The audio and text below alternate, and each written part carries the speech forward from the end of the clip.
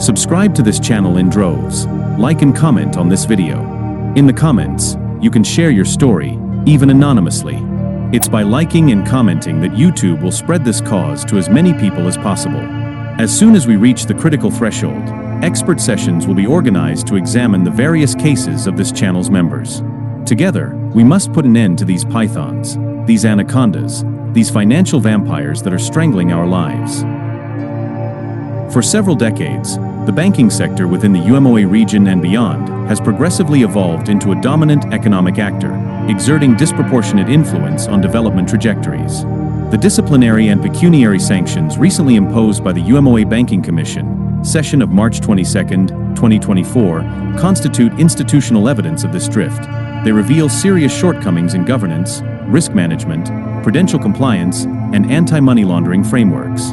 These sanctions are far from anecdotal. They confirm that banking fraud is systemic.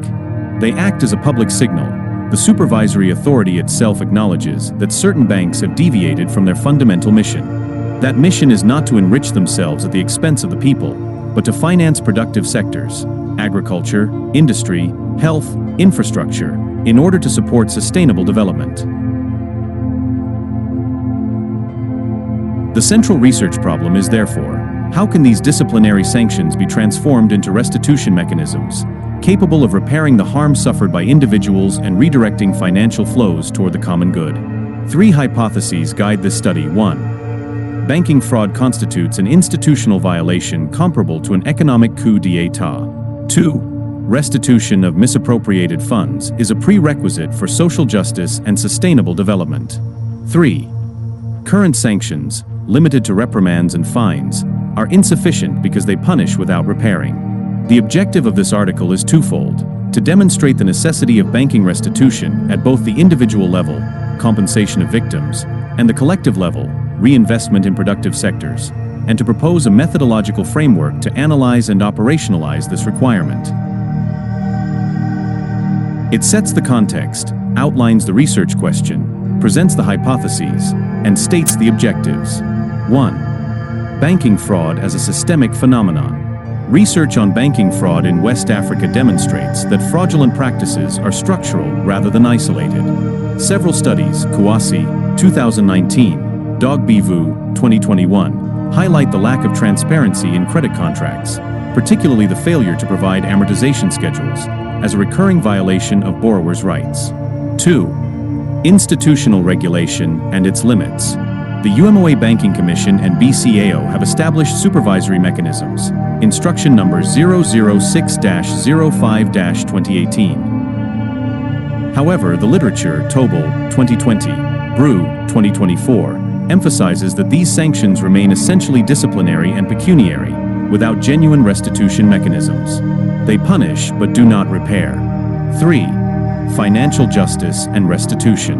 Within frameworks of financial justice, Rawls, 1971, Sun, 1999, restitution is considered a moral and social requirement.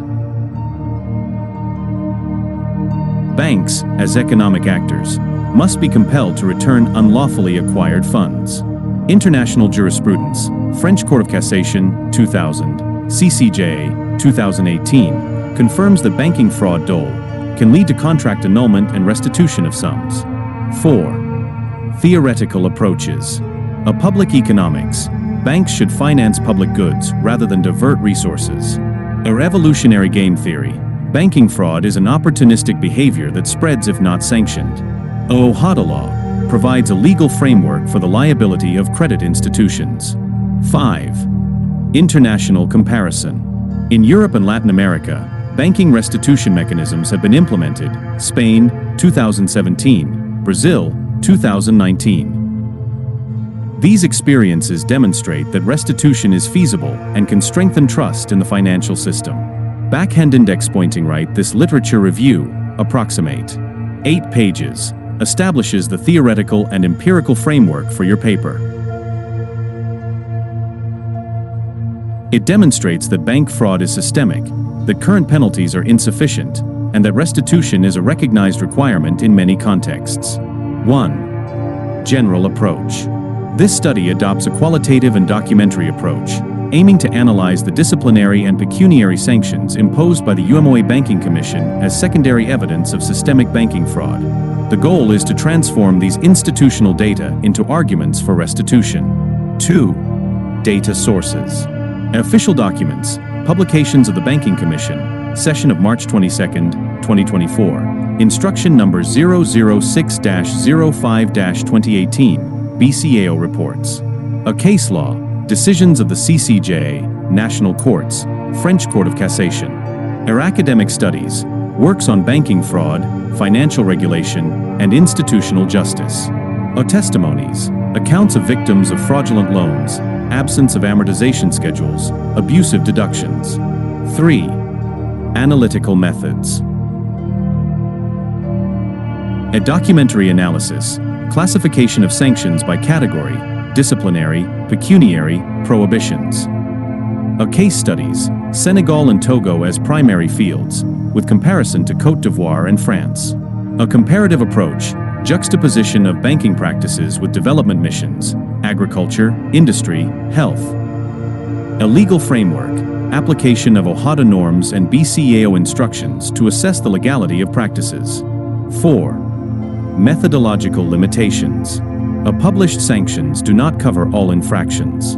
Empirical data on victims remain fragmented. Nevertheless, the methodology enables linking institutional evidence with restitution requirements. Backhand index pointing right. This methodology clearly outlines the sources, methods, and limitations of your study. It sets the stage for the next section. Results. The findings of this study highlight the systemic nature of infractions committed by banking institutions within the UMOA region. Analysis of official publications from the Banking Commission, particularly those from the 139th session held on March 22, 2024, reveals that these shortcomings are not isolated but recurrent and structural. Banks sanctioned in Senegal and Togo were found guilty of serious weaknesses in governance, risk management, and compliance with prudential standards. These infractions also include failure to meet transparency obligations toward clients, such as the absence of amortization schedules, as well as deficiencies in anti-money laundering and counter-terrorism financing frameworks. The sanctions imposed, reprimands, fines amounting to several hundred million FCFA, and bans on management, constitute undeniable institutional evidence. They demonstrate that supervisory authorities acknowledge the seriousness of banking misconduct. However, these sanctions remain limited. They punish the institutions but do not repair the harm suffered by victims. The fines are paid to the supervisory authority rather than to the affected clients, leaving the issue of restitution unresolved. The social and economic consequences of these infractions are manifold. At the individual level, they result in personal bankruptcies, chronic over-indebtedness, and loss of assets. At the collective level, they contribute to rising unemployment, increased poverty, and weakened national economies. At the institutional level, they fuel widespread loss of trust in the banking system, undermining its legitimacy and its capacity to act as a driver of development. These results confirm that banking restitution is not only possible, since pecuniary sanctions prove that banks can be financially constrained, but above all necessary. Compensation for victims and redirection of financial flows toward productive sectors emerge as essential conditions for restoring justice and revitalizing development.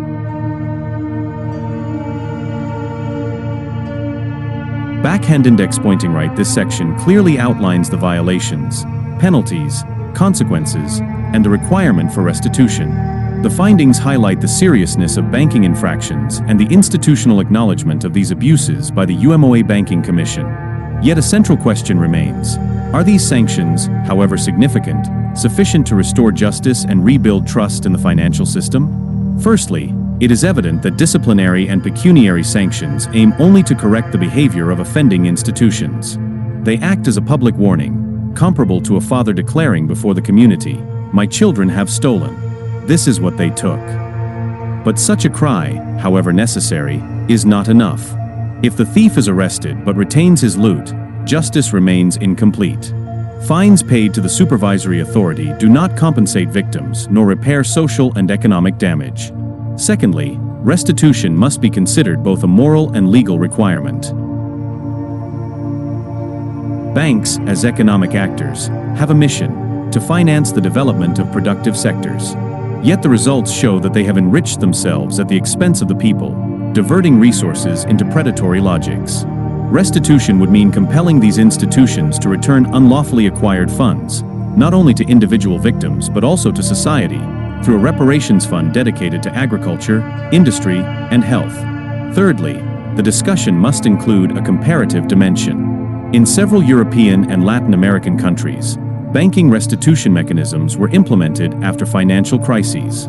These experiences demonstrate that restitution is feasible and that it can strengthen trust in the system. West Africa, facing major development challenges, cannot settle for symbolic sanctions. It must demand effective reparations. Finally, the moral and spiritual dimension cannot be ignored. As Isaiah emphasizes, the shepherds have fed themselves instead of feeding the people. This metaphor applies directly to banks. They have betrayed their mission. Restitution is therefore not only a requirement of social justice but also an educational process. To punish in order to correct, and to correct in order to reorient institutions toward their original mission. Backhand index pointing right, this discussion analyzes the implications of the findings, highlights the limitations of current sanctions, and proposes restitution as a moral, legal, and comparative imperative. The analyses conducted throughout this article demonstrate that banking fraud within the UMOA region is not a marginal phenomenon, but rather an institutional coup d'état.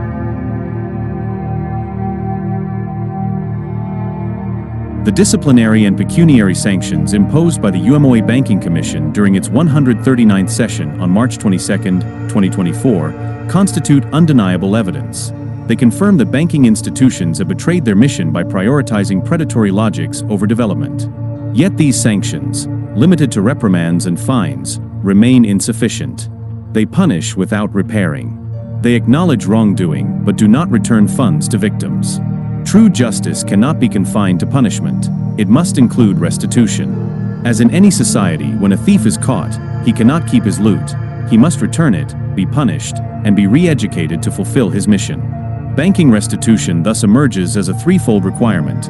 Individual, compensate victims of fraudulent loans and abusive deductions.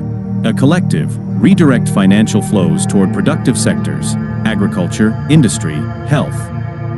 Or institutional, restore trust in the banking system and reaffirm its legitimacy. Ultimately, restitution is not a favor but a moral, legal, and economic obligation. It constitutes the foundation of financial justice capable of supporting sustainable development. Our struggle is therefore to compel banks to return what they have taken, to punish them for their abuses, and to reorient them toward their original mission, financing collective progress. Subscribe to this channel in droves. Like and comment on this video. In the comments, you can share your story, even anonymously. It's by liking and commenting that YouTube will spread this cause to as many people as possible. As soon as we reach the critical threshold, expert sessions will be organized to examine the various cases of this channel's members. Together, we must put an end to these pythons, these anacondas, these financial vampires that are strangling our lives.